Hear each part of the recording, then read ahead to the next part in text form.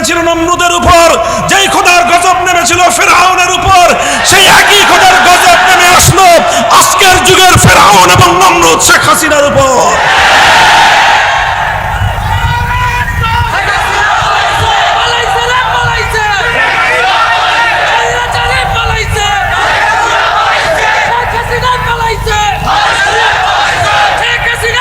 আগামী দিনে যারা রাষ্ট্র এবং রাজনীতি নিয়ে কাজ করতে চান, আমি আপনাদের ভাই হিসেবে সকলকে আমি এই কথাটুকু স্মরণ করিয়ে রাখতে চাই।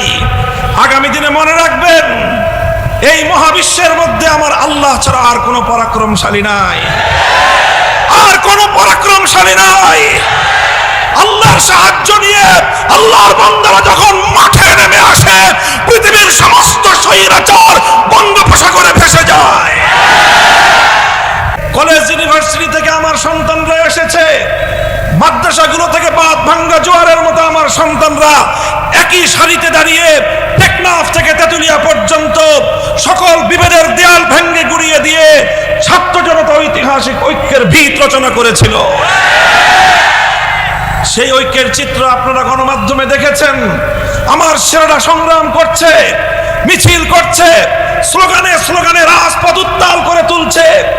আজানের সময় হলো, সঙ্গে সঙ্গে একজন ভার্সিটির ছাত্র আল্লাহু আকবারের আজান দিল, আরেকটা কলেজের ছাত্র সামনে দাঁড়িয়ে ইমামতি করলো। যে রাজপথে তারা সংগ্রাম করেছিল, সে রাজপথের উত্তপ্ত পিচকে তারা জায়নামাজ বানিয়ে আল্লাহর দরবারে তারা সিজদায় লুটিয়ে পড়েছিল। এটাই ছিল আগস্ট বিপ্লবের চেতনার মূল প্রেরণা, এটাই ছিল আগস্ট বিপ্লবের মূল শক্তি।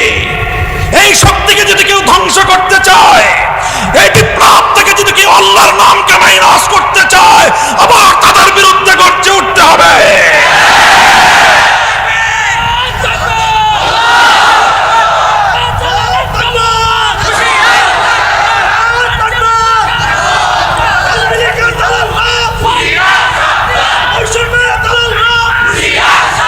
সংগ্রামী সাথী ও বন্ধুগণ, আমি আবার সে কথার পুনরাবৃত্তি করছি, স্বাধীনতা অর্জন করা যতটা কঠিন, রক্ষা করা তার চেয়ে অনেক বেশি কঠিন।